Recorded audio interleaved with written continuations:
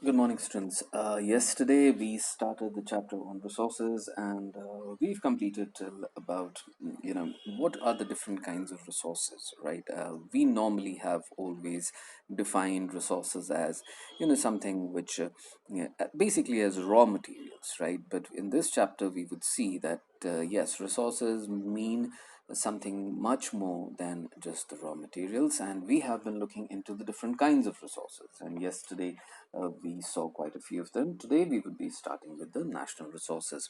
Now, national resources, which any nation would is rather proud of, whatever they have. Different nations would have different kinds of natural resources because yes, all of them are located differently. Some nations would be, bountiful with oil, and certain nations would be with gold, and certain with silver, and then certain with copper, tin, those kind of aluminium for that matter. So that kind of stuff. So different nations have different natural resources around which they developed their own industries because depending on whatever nature has gifted them with, they would like to make the best use of it. So today, coming to natural resources, technically all the resources belong to the nation, technically that is. The country has legal powers to acquire even private property for public good. Guys, this is very important, students. Now, your home, my home, wherever we live, right? We think it is ours, yes, and we have the papers to prove that. That's true, but the point is, uh, our ownership is it is, or that paper can help you only if you have an ownership dispute with a private individual or a private institution for that matter, right? But if government decides that yes, the property that you have, the land that you are sitting on, the land that you call your own, and of course you have your documents to prove that. But if the government gets kind of, yes, this we would like to develop something here, probably we would like to have, probably a national highway should go through this place, because you now suddenly you would get an impression that right, your home or your campus is right in the middle of uh, the proposed national highway, and it has to be bulldozed because the government now wants that land. Guys, for example, in Missouri or Dhanolti, someone might be having their kind of large campus, farmhouse or something, whatever it is, and suddenly tomorrow, if ISRO decides, or some kind of government body like that, ISRO, or something, they decided, say for example, I just said quoted, ISRO decides that yes, this is a very clean campus, your location, your house is very well located, there isn't any light pollution around, there are no busties, there are no residences around, and it would be great to watch stars from here, it would be great to actually install and build a telescope there. So ISRO would ask you to vacate that house of yours. Yes, because now they plan to bulldoze that house, and that acquire that campus, and definitely the land around your campus, and they would have a telescope there, and then suddenly it becomes a science observatory. Of course, you would be paid for it. Yes, the government would not kind of just snatch it away from you without paying you adequate compensation for it. But the point is, if you have some sentimental attachment to that property, ये दादाजी की थी और परदादा जी की थी, and then this row would say, भैया हम नहीं जानते, यहाँ से हमें सितारे और चंद्रमा बड़ी अच्छी दिखाई देगी. So we want to acquire this property of yours. This is the check. Please just go and encash it. So that's it. Because guys, any property in and this is not just in India, mind you, it is around the countries, around all the countries, wherever on the planet, right? Of the technically all that land within the confines of the national geography belongs to the government, right? It You can have dispute among private individuals and private institutions, but then once the government sets its eye on a particular piece of property or national park or jungles and this and that and that, It is theirs. Yes, it is. So that is why students in many parts of India, of course, the laws are nationally, but in many parts of India, it is this law is very stringently and very seriously executed, which is that even if you have large trees within your campus जो कि आपके ज़मीन में है वो वृक्ष, but if you want to probably cut that tree or cut those trees, and probably you want to expand your house, and probably you say कि नहीं यहाँ पे मैं और 4 कमरे बनाऊंगा, and that kind of stuff, you would have to take permission from the local forest department or the local thana to chop that tree off or to chop those trees off.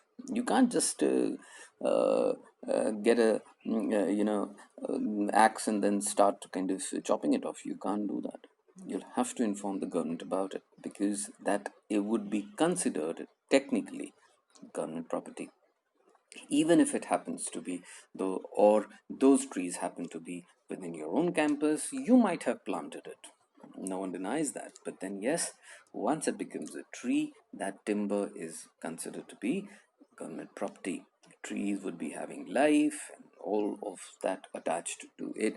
So national property is something that has everything that is there. Guys, do not think that just the canals and the rivers happen to be the national property. No, any or rather the unclaimed properties, because no one claims the river, so that happens to be the national property. No one claims these mountains, so they happen to be national properties.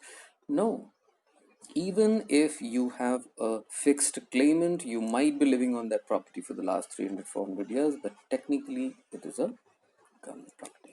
International resources. There are international institutions which regulate some resources. The ocean resources beyond 200 nautical miles of the exclusive economic zone belong to open oceans, and no individual country can utilize these without the concurrence or the agreement or the consent of international institutions.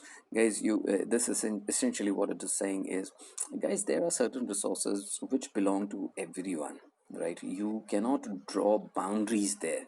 Like for example, you cannot say that yes, this sky belongs to me, or the sky above my country belongs to me. Probably it does, but it doesn't belong to you. You just have probably authority over the airlines and the flights which which travels through it. But yes, if a government makes a claim that the sky belongs to me, it would be considered to be a very stupid claim, right? That come on, get a reality check. So what happens is, there are international institutions which are supposed to regulate certain things. For example, like India, right? Now, if an airline, right? Say if an airline from Malaysia, it could be Malaysian airline. Now, if Malaysian airline wants to, it's a civilian aircraft, Boeing 747, whatever it is, or Airbus A380 for that matter, then if they want to probably go to Europe and they want to go through India, right? It could be a direct flight, right? They want to go to India. Naturally, they find that yes, going through Indian skies would save them a lot of time, a lot of fuel. So let's go through India. So they seek the permission of government of India. Of course, they do, right? And the government of India, because it happens to be a civilian aircraft, it in all probability would grant that permission. Why? Because it would be considered to be something which belongs to every country. Of course, the permission has to be granted by me, of course. Like, for example, the skies above the territories of Pakistan, the permission would have to be taken from the government of Pakistan or the Civil Aviation Ministry of Pakistan. But then, yes, I can definitely ask to use that, right? But but now, if I have a mine, right? If this is my piece of land, right? Now, normally a country, the Malaysian guys, would not ask that, yes, could you please give me Dehradun? This is what we want to pay. And from tomorrow, Dehradun is ours. right? No, it would not happen. Or probably we want to take Dehradun on lease. You can have it for us. No, you can't, right? And guys, that is the reason why the oceans, the sea, that is what is mentioned here in the international resources. A country, say for example, you go to the peninsular part of India, that is the southern part of India. You have seen that it has massive oceans, that is Arabian Sea on one side and Bay of Bengal on the other. And of course, the southern tip, you have Sri Lanka. So you have massive ocean, Indian Ocean hai pura wahan pe. So now, India, the government of India can't say कि ये पूरा समुद्र तो हमारा ही है. No, you can't do that, and that's what is determined by the international institutions, that you